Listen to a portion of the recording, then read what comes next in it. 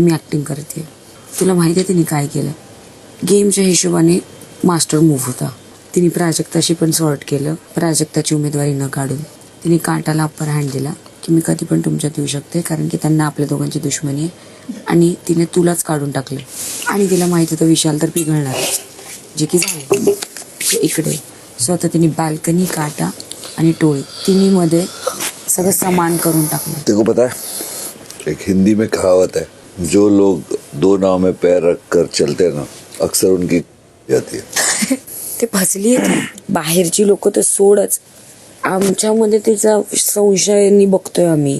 Trust नाही राहिलाय. बाकीच्या लोकांना कोणालाच तिच्या.